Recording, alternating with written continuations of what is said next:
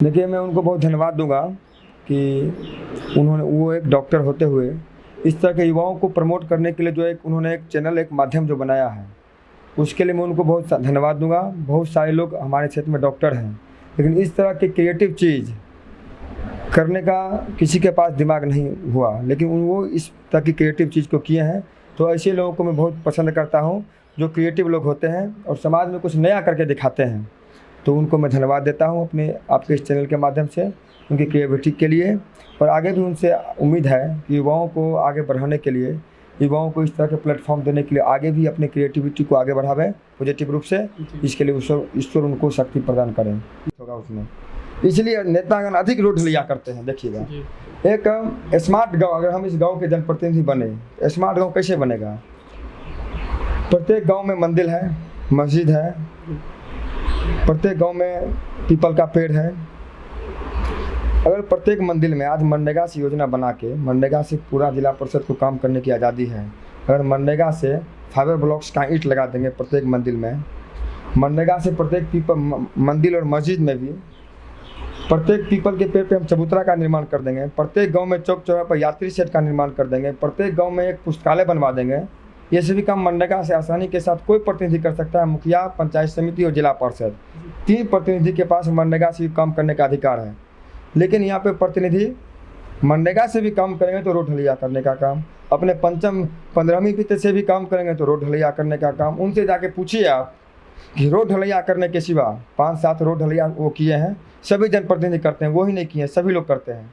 Road ढलैया करने के सिवा एक काम वो गिना दें, मैं चुनाव आज के बाद लड़ना बंद कर दूँगा, मैं अपनी ईमानदारी वापस ले लूँगा। This video is sponsored by Khagendra Vaibhav hospital, जहां हो कान, नाक और गले का बेहतर इलाज, in association with doctor Roshan Kumar, ENT specialist. नमस्कार, प्रणाम। केबी स्टूडियो के इस खास प्रोग्राम में मैं अमरीश यादव तमाम दर्शकगण का स्वागत करता हूं। मेरे साथ आज एक खास व्यक्ति हैं जो कि भावी जिला परिषद उम्मीदवार हैं। तो चलिए इनसे जानते हैं।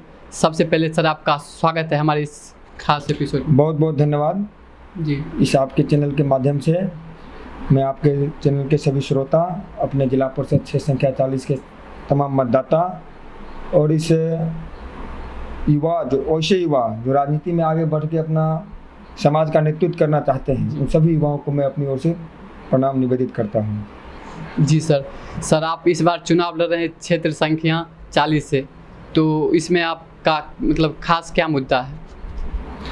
कई मुद्दे हैं जी। सबसे पहला मुद्दा है कि युवाओं के स्वाभिमान की सुरक्षा करना।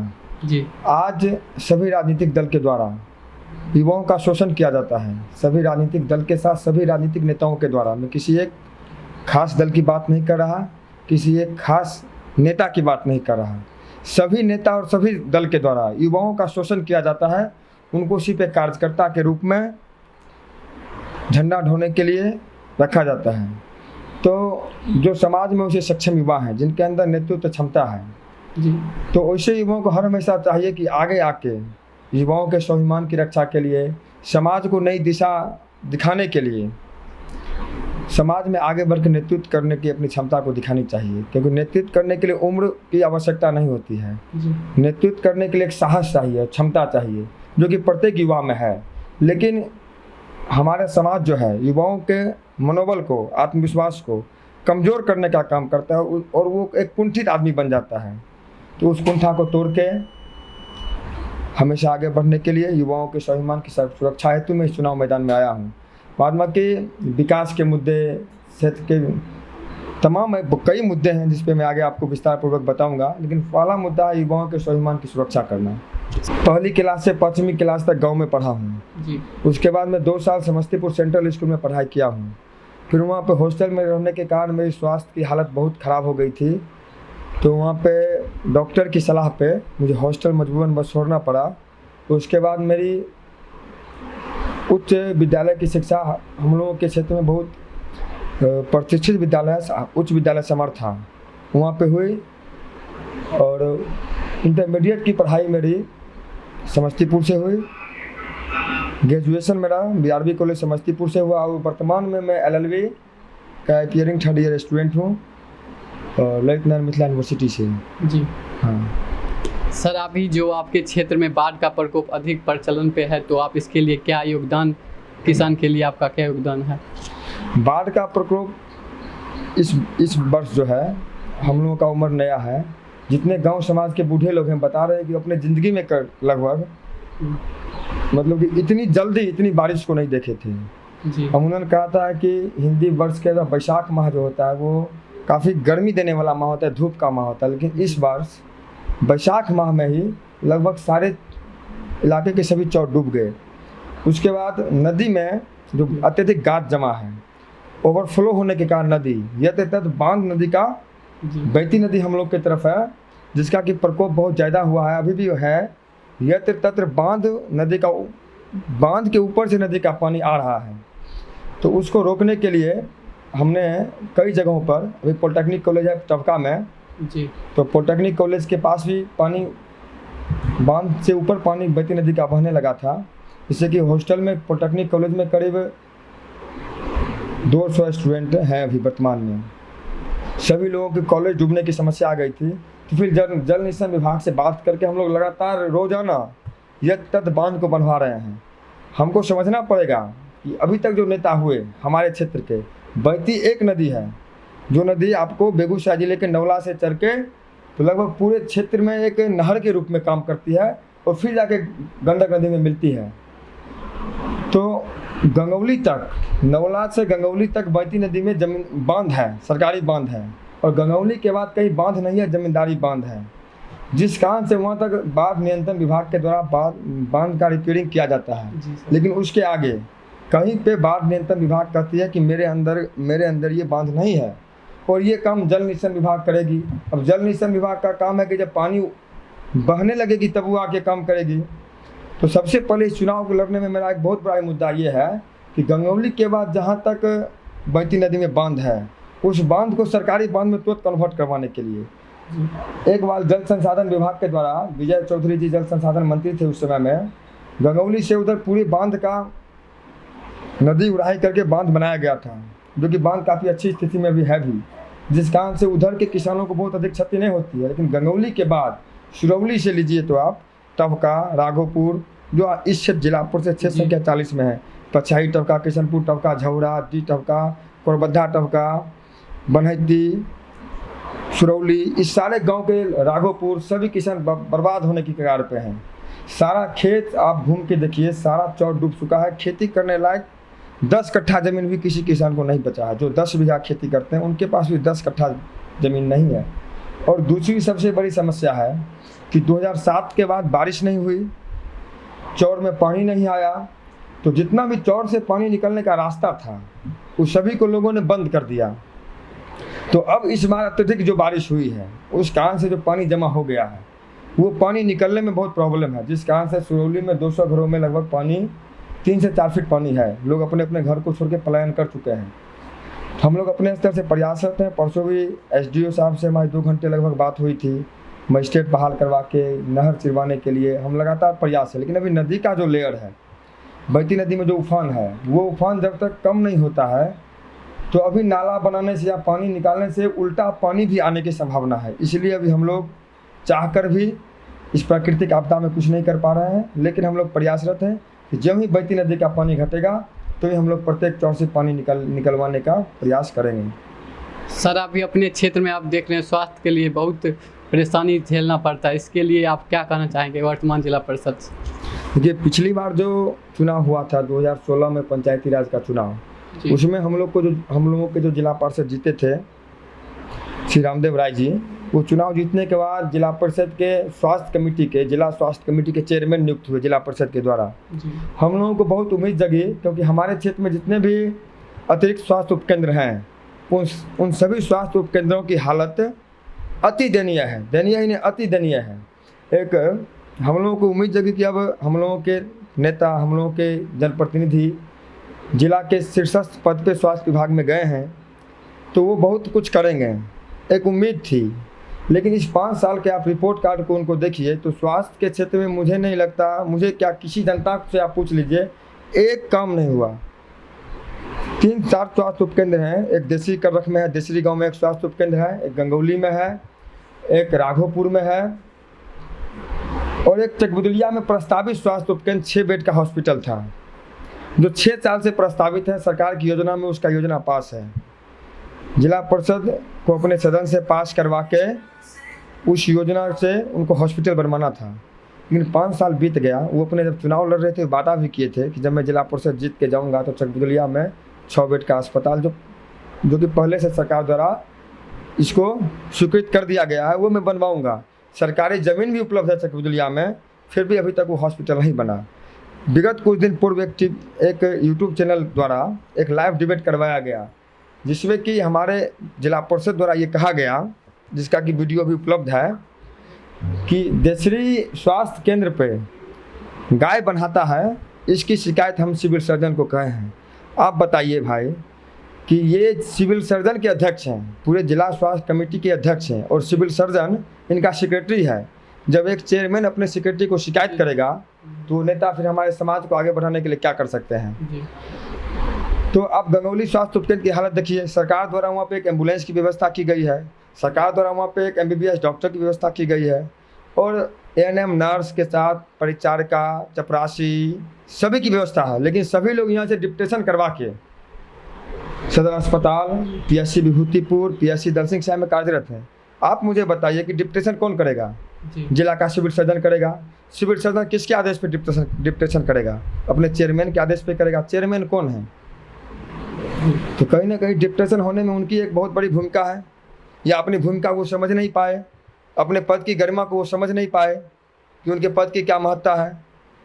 तो ऐसे जनप्रतिनिधि को जो अपनी पद की महत्ता नहीं समझे, या पद की महत्ता समझते हुए 1 लाख 1.5 लाख रुपये महीने, जो हमको पता है कि उनको जिला सिविल सर्जन के द्वारा दिया जाता था कि 1.5 लाख 1 लाख कोई कहा, कोई 1.5 लाख कह रहा है कि 1.5 लाख के महीने आप रखिए, और जिला में क्या स्वास्थ्य विभाग में चल रहा है उससे आपको मतलब नहीं। और ये सारे फाइल पर सिर्फ दस्तखत करते थे।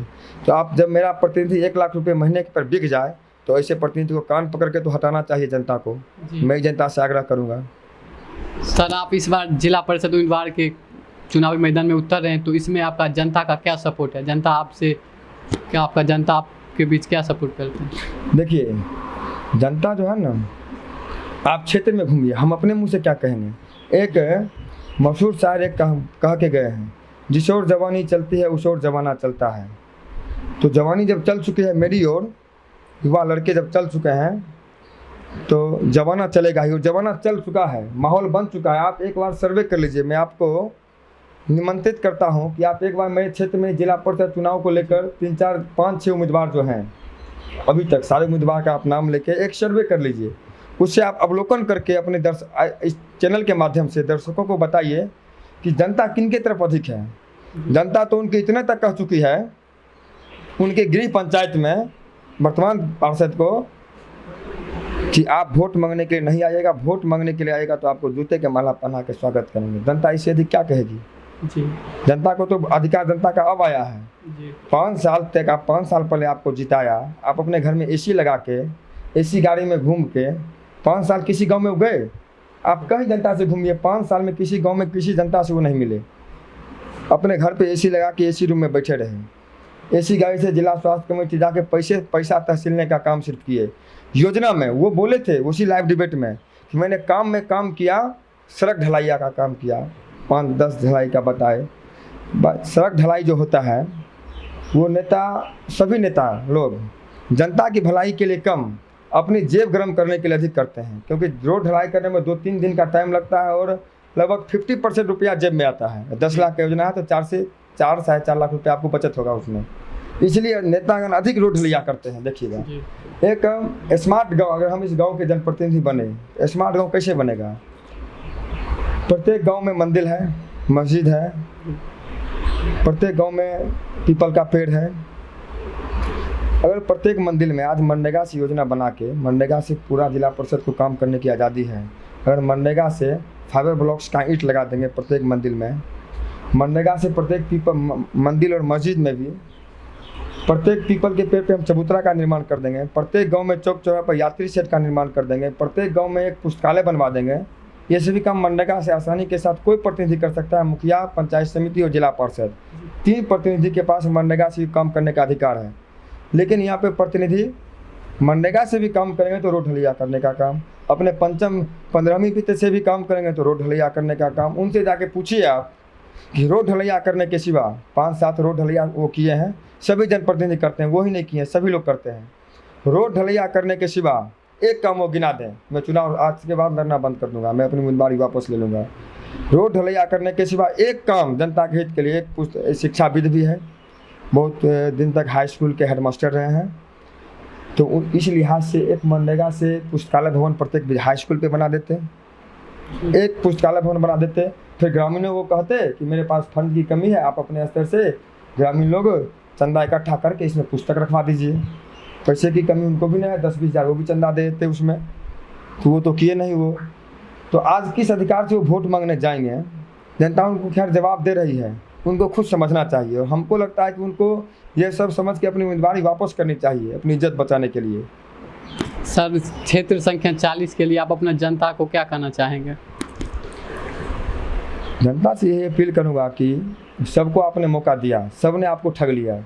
कुछ जनप्रतिनिधि ठग लिए होंगे, कुछ जनप्रतिनिधियों ने काम भी किया होगा।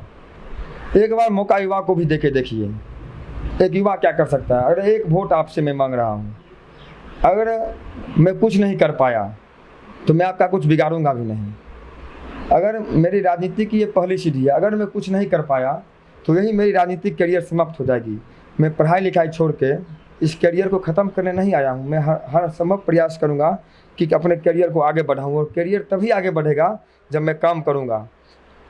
मैं बताता हूँ, आप शिक्षा पे बात कर रहे थे। इस पूरे क्षेत्र में 3 उच्च विद्यालय है जो सबसे पुराना उच्च विद्यालय है। एक शाख मोहन उच्च विद्यालय है, एक राघोपुर उच्च विद्यालय है और एक टबका उच्च विद्यालय है। आप एक बार, मैं आपको निमंत्रित करता हूँ, एक बार शाख मोहन उच्च विद्यालय जाइए, एक बार राघोपुर उच्च विद्यालय जाइए और एक बार टबका उच्च विद्यालय जाइए। राघोपुर उच्च विद्यालय में नित्यानंद जी को कह के हमने एक रूम, एक पुस्तकालय भवन का निर्माण भी करवाया हूँ, और राघोपुर में एक मकान बना भी है, एक बन भी रहा है। लेकिन टबका हाई स्कूल और शाख मोहन हाई स्कूल की जो हालत है, इस लॉकडाउन के बाद और भारी बारिश के बाद उस विद्यालय की ये हालत है टबका हाई स्कूल की कि विद्यार्थी रूम के अंदर नहीं बैठ सकता है। मैं एक दिन गया था, हमको अंदर जाने में डर लग रहा था वर्ग कक्ष में कि कहीं अंदर गए उसी वक्त ये गिर ना जाए जी। और शाख मोहन की हालत यह है कि वहाँ के एक ग्रामीण है जो कि अमेरिका में बड़े व्यवसायी हैं, उनके द्वारा 6 रूम बनाया गया, 3 रूम बनाया गया, पहले 3 रूम। तो उस उनके बनाए गए मकान में वो विद्यालय चल रही है। सरकारी कोई फंड नहीं है, वहाँ के ग्रामीण जो कि NRI हैं उनके द्वारा बनाए गए मकान में वो चल रही है विद्यालय।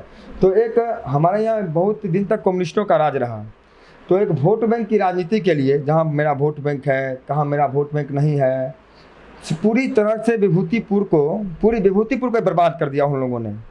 अब बताइए, इन तीनों विद्यालय को +2 होना चाहिए था। राघोपुर हाई स्कूल, मेरा गांव है राघोपुर, आपको 3-4 पंचायत के लोगों को, अभी तो प्रत्येक पंचायत में हाई स्कूल हुआ 2-3 साल से, इससे पहले 3-4 पंचायत के 10 किलोमीटर के रेंज में वो हाई स्कूल में विद्यार्थी आते थे, बैठने के लिए व्यवस्था ही नहीं थी। शिफ्ट वाइज स्कूल चलता है, ऑड इवन। दिल्ली में जिस प्रकार से ऑड इवन केजरीवाल जी लगाए थे, तो हमारे राघोपुर विद्यालय में भी ऑड इवन था। एक दिन लड़का आएगी, एक दिन लड़की आएगी, एक दिन 10th का विद्यार्थी आएगा, एक दिन 9th का विद्यार्थी आएगा। तो बताइए भला शिक्षा व्यवस्था की क्या हालत है। ये लोग कहाँ थे उस समय, अभी भी कहाँ हैं। मनरेगा से मकान बना देते, मनरेगा से विद्यालय का सौंदर्यीकरण करवा देते, मनरेगा से विद्यालय का शाख मोहन में बाउंड्री नहीं है, टबका में बाउंड्री नहीं है, बाउंड्री करवाते मनरेगा से। एक बार हम लोग DDC साहब के पास गए भी थे कि टबका हाई स्कूल में बाउंड्रीकरण करवा देते। DDC साहब आश्वासन देकर वहाँ से अपने अधिकारियों को भेजे भी थे, लेकिन कोई जनप्रतिनिधि उतना कहा कि इसमें पैसा पूंजी मेरा फंस जाएगा, हम बाउंड्री करेंगे तो बचत कम था, कोई करने के लिए तैयार नहीं हुआ।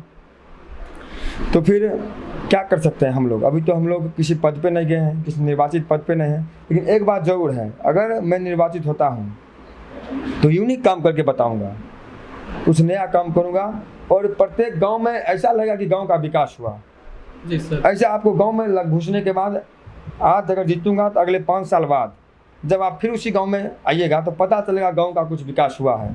बस वही काम करने के उद्देश्य से मैं आया हूँ।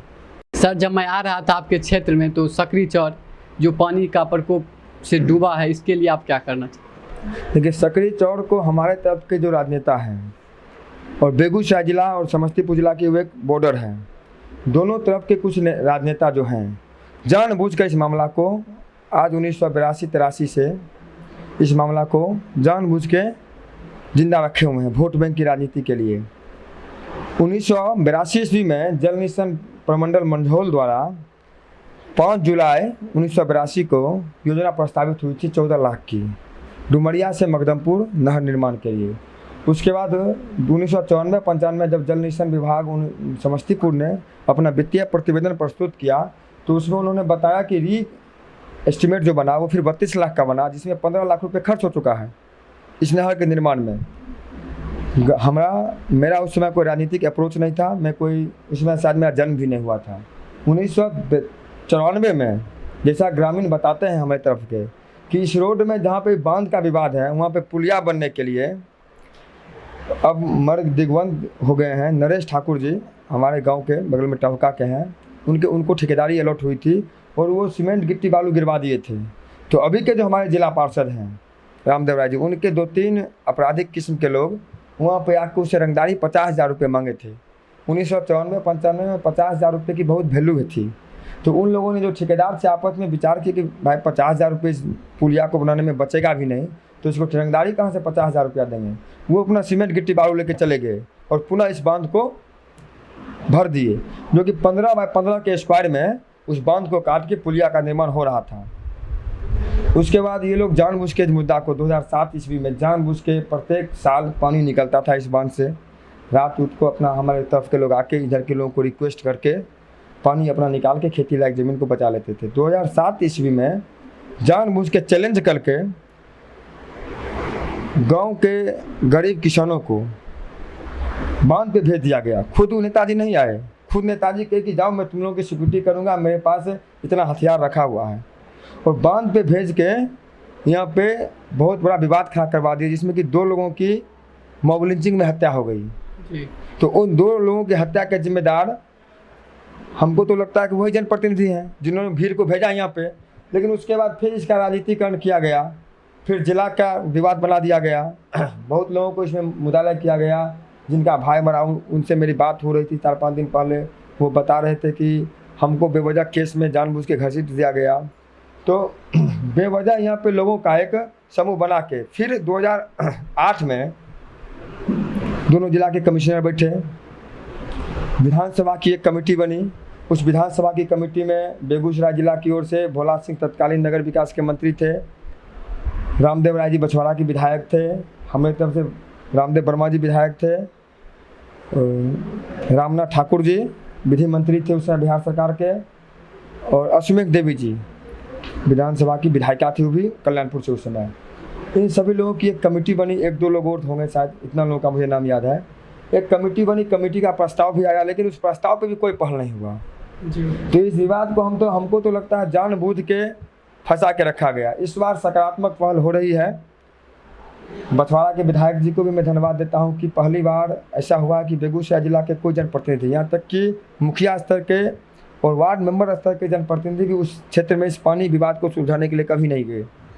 लेकिन हम लोगों के प्रयास पे, हम लोगों के पहल पे बछवाड़ा के विधायक हम लोगों की तरफ गए, हम लोगों की समस्या को उन्होंने देखा और उन्होंने आश्वासन अस्थायी निदान का दिया है। अभी एक अच्छा संयोग है कि हम लोग की तरफ के भी सांसद माननीय नित्यानंद जी भारत सरकार के मंत्री हैं, और इधर के भी सांसद श्री गिरिराज भारत सरकार के मंत्री हैं। तो हम लोगों को लग रहा है कि इस बार इस समस्या का अस्थायी निदान हो जाना चाहिए। और बरसों से हम लोगों का ये एक आपसी भाईचारा का गांव है। हम लोग यहाँ पे जिला भारत पाकिस्तान की लड़ाई यहाँ पे नहीं है, लेकिन कुछ नेताओं ने इसको भारत पाकिस्तान की लड़ाई में तब्दील कर दिया कि 3-4 माह जो इस बारिश का जो माह होता है, ये जून जुलाई से लेकर सितंबर अक्टूबर तक का जो माह, जो पानी लगने का जो माह होता है, इस माह में उधर के लोग इधर के लोगों से बात नहीं करते हैं, इधर के लोग उधर के लोगों से बात नहीं करते हैं। तो एक तनाव का जो माहौल रहता है, तनाव के माहौल को पाटने का एक सकारात्मक पहल चल रहा है। देखिए ईश्वर की कृपा रही तो ये पहल सकारात्मक होगा। कुछ नकारात्मक लोग जो इस बांध को शुरू से रोक के रखे हैं, अपने मछली को पालने के लिए रखें या उससे पैसा कमाने के लिए रखें या वोट बैंक के रखें, जिस कारण से वो रखे हुए होंगे, वो लोग फिर नकारात्मक राजनीति करना शुरू कर दिए हैं। तो इस बार जनता जाग चुकी है नकारात्मक राजनीति करने वालों को और नकारात्मक नकारात्मकता फैलाने वालों को, जनता को बेवजह भीड़ बनाकर अपनी राजनीतिक उल्लू सीधा करने वालों को पहचान चुकी है और इस बार राजनीतिक भीड़ का जनता शिकार नहीं होगी। सर आपको क्या लगता है इस बार आपके विजय के बाद आप ठीक कर पाएंगे, पुलिया दे पाएंगे अपने ग्रामीण को? देखिए, मेरे स्तर से और अगर मैं जीतूंगा भी तो मेरे औकात से बहुत ऊपर की चीज़ है। जी मैं झूठा कह दूँ, मैं बनवा दूंगा, ये संभव ही नहीं है। मैं इस पर सकारात्मक पॉजिटिव रूप से पहल करूंगा। जी, पॉजिटिव रूप से मैं पहल करूंगा और विश्वास रखिए, जब किसी काम के लिए आप पॉजिटिव रूप से भिड़ेंगे तो ईश्वर वो काम पूरा करने के लिए आपकी भरपूर मदद करता है। जी तो पॉजिटिव रूप से काम करूंगा और मुझे पक्का विश्वास है कि ज़रूर नहर बन जाएगा। हम पाकिस्तान के हैं और इधर के लोग बेगूसराय के लोग भारत के हैं, ऐसी बात भी नहीं है, या हम भारत के इधर के लोग पाकिस्तान के नहीं, हम लोग एक भाई हैं। तो इस विवाद कहाँ है? विवाद को तो जानबूझ के बना दिया कुछ लोगों ने। जी तो विवाद को सुलझाने का हम लोगों का काम है, हम लोग विवाद को सुलझावेंगे अपने स्तर से। जी सर बहुत अच्छा लगा आपसे बातचीत करके। आप जो सोच रहे हैं आप इस बार विजय प्राप्त करिए जिला परिषद अपने क्षेत्र से और जनता के बीच अच्छा अपना योगदान दीजिए। बिल्कुल, इस बार जनता का जो आशीर्वाद है, मैं आज से थोड़ी हूँ क्षेत्र में, मैं विगत 5 सालों से, आप पता करिए, 12 बजे रात हो, 12 बजे दिन हो, 4 बजे सुबह हो, 4 बजे शाम हो, 6 बजे सुबह हो, जब जनता हमको खोजी है तब मैं उसके बीच रहा। वो जितनी मेरी औकात थी, बिना कुछ रहते हुए मैं एक राजनीतिक दल का अपने प्रखंड का अध्यक्ष था, तो जितनी मेरी राजनीतिक औकात थी, जितने लोगों की मदद करने की मेरी क्षमता थी, मैंने किया। आज तक मेरे दरवाजे पे कोई अपनी काम लेके गया होगा तो वह उसको मैं ना नहीं कहूँगा। अब कोई हमको ट्रांसफ़र पोस्टिंग के लिए गया होगा तो वो काम नहीं हुआ होगा, बशर्ते डीएम साहब से, एसडीओ, डीएसपी, बीडीओ, सीओ, थाना, इस सब काम के लिए कोई आदमी गए होंगे तो जब उनका काम हुआ होगा, ये आप घूम के पता कर सकते हैं। तो मुझे पूर्ण विश्वास है, मैं जनता के बीच बस जा रहा हूँ, मैं वोट भी नहीं मांग रहा हूँ, मैं अपने काम का सिर्फ मजदूरी मांगने के लिए आया हूँ। और मुझे पूर्ण विश्वास है कि इस बार मेरी जो जनता ने विजय रथ को जो आगे बढ़ा दिया है, वो रुकने वाली अब नहीं है। बहुत लोग उसमें ब्रेकर, बाधक बनने का प्रयास कर रहे हैं, लेकिन जब विजय रथ चल देती है तो फिर रुकने वालों की जो होती है ना, रुकने वाले की टांग हाथ टूट जाती है, विजय रथ नहीं रुकती है। तो इस बार विजय रथ चल चुकी है। अब देखिए, बहुत लोग बाधक बन रहे हैं तो मुझे कोई तकलीफ़ नहीं है। चुनाव जीतने का मज़ा तब आता है जब हारने के लिए आपके लोग इंतजार करेंगे, हराने के लिए आपके लोग बहुत आएंगे, तब जीत का जो अलग मज़ा आएगा। तो इस बार हम जीत के अपने उस क्षण के इंतजार में हैं। बाद में कि अभी 1 महीने का लगभग समय है, 1 महीने 10 दिन का, 40-45 दिन का समय है। तो उस 40-45 दिन के अंतराल में मैं अपने काम के आधार पर लोगों से बिना कुछ रहते हुए जो मैंने किया है उस आधार पर मैं वोट मांगने जा रहा हूँ। और बाद में कि आप लोगों का शुभकामना, ईश्वर का आशीर्वाद, बुजुर्गों का आशीर्वाद, युवाओं का साथ, जब जिसको बुजुर्गों का आशीर्वाद और युवाओं का साथ मिल जाए, भला उसके विजय रथ को कोई रोकेगा? हमको बुजुर्गों का आशीर्वाद मिल रहा है या युवाओं का तो भरपूर साथ है, युवाओं का भरपूर समर्थन है। ना इस बार जातिवाद का हवा चल रहा है, ना धर्मवाद का हवा चल रहा है। हमारे बहुत विरोधी जातिवाद फैलाने में लग गए हैं, लेकिन इस बार ना जातिवाद का हवा काम कर रहा है उन लोगों का, ना धर्मवाद का हवा कम कर रहा है। और इस बार युवा एकजुट होकर मुझे जन समर्थन जो कर रहा है, इसके लिए मैं युवाओं का सदा आभारी रहूँगा। और बुजुर्ग जो अपने आशीर्वाद के रूप में युवाओं का जो समर्थन कर रहे हैं अपने आशीर्वाद से, उनके लिए बुजुर्गों का मैं सदा आभारी रहूँगा कि बुजुर्ग ही हमारे समाज को एक दिशा दिखाते हैं। उनका, बुजुर्गों का अनुभव और युवाओं का कार्य क्षमता जब एक साथ मिल जाता है तो समाज का विकास होता है। तो इस बार का जो संतुलन है वो बुजुर्गों का अनुभव और युवाओं का कार्य क्षमता मिल चुका है इस बार एक साथ। तो इस बार लग रहा है कि इस बार समाज का विकास होगा। तो विजय रथ को आगे हम लोग लगातार 40 दिन बढ़ाने का काम करेंगे। और फिर जब ये चुनाव हो जाएगा और जब फिर रिजल्ट आ जाएगा, उसके बाद फिर हम आप बैठ के बात करेंगे। सर आपसे हम ये जानना चाहेंगे, कोरोना काल में आपका क्या क्या योगदान रहा? कोरोना काल से लेकर और कोरोना काल से पहले भी, कोरोना काल से बाद भी मैं लगातार समाज की सेवा करने का काम किया हूँ। कोरोना के काल में ही आप लीजिए तो मैं घूम घूम के लोगों का थर्मल स्कैनिंग, जिस समय थर्मल स्कैनिंग का बहुत बड़ा एक प्रचलन था कि थर्मल स्कैनिंग लोगों को करना था, मैं थर्मल स्कैनिंग खुद अपने डॉक्टर की टीम रख के करवा रहा था। प्रत्येक पंचायत में 50 व्यक्ति, अपने हमारे पार्टी के एक नेता थे, संपन्न व्यक्ति थे, उनके माध्यम से हम लोगों ने प्रत्येक पंचायत में वैसे 50 व्यक्ति जो कि कोरोना के लॉकडाउन के कारण भुखमरी के शिकार हो गए थे, वैसे व्यक्ति को हम लोगों ने 5 किलो अनाज में चावल, आटा, आलू, नमक, दाल, मैंने खाना खाने की करीब करीब 20-25 दिन की एक पूरी सामग्री नमक के साथ हम लोगों ने दिया था। उसके बाद हम लोग अपने स्तर से मास्क का वितरण करवाए थे। उससे पहले कई ऐसे काम हैं समाज सेवा के क्षेत्र में जो मैं बिना लोभ के किया हूँ। आप यहाँ से तब चकबुदुलिया चौक पार करेंगे तो पहले अभी भी सड़क पे गड्ढा है, उससे पहले घुटना होकर 4 फीट गड्ढा था से 1 साल पहले।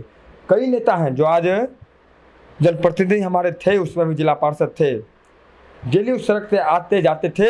मुझे तो भाई मोटरसाइकिल है, मैं गरीब आदमी हूँ। उन लोगों की बड़े बड़ी लग्जरियस गाड़ी सब थी, 4 चक्का, फॉर्चूनर, स्कॉर्पियो, सबसे आते जाते थे। लेकिन किसी नेता की क्षमता भी उनको थी, उसको भरवा सकते थे। कोई आते थे मैं जेई को कह रहा हूँ, कोई आते थे मैं एग्जीक्यूटिव इंजीनियर को कह रहा हूँ।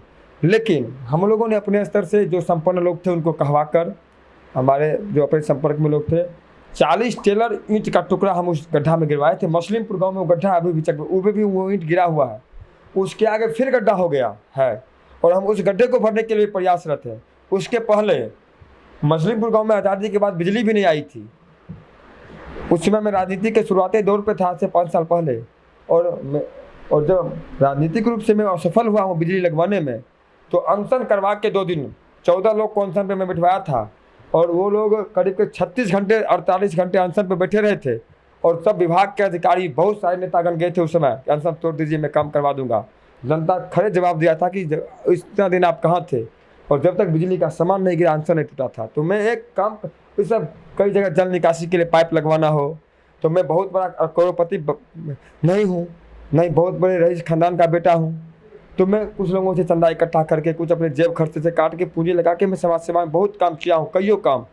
मैं आपको अपने क्षेत्र का काम गिना रहा हूँ, जहाँ आप बैठे हुए इस लोकल क्षेत्र का काम। चकबुदुलिया में पिछले बारिश में सड़क धंस गई थी, खंडा की सड़क, 3 टेलर ईंट का टुकड़ा लगा, हमने दिलवाया। आप जाके पता करें चकबुदुलिया के किसी लोगों से, आज भले कोई आ जाए कि मेरा काम किया हुआ वहाँ पे भी है। उससे पहले गंगौली में आज से कुछ दिन पहले करीब एक पाइप देने के कारण 2-3-4 हज़ार रुपये का खर्च था। करीब 10-15 घर में पानी लगा हुआ था, 1-1.5 फीट 2 फीट। हम एक सड़क कटवा के पाइप डलवाए हैं। मैं खुद थोड़ा दिया, खुद जैसे आपसे कुछ पैसे ले लिए मैंने चंदा के रूप में, इनसे ले लिया, कुछ हम लगा के उस काम को करवा दिया। तो इस तरह के कईयों काम, जहाँ कहीं बांध टूट रहा है तो बांध बनवाइए, कहीं भी समाज सेवा का कोई सा काम हो रहा है।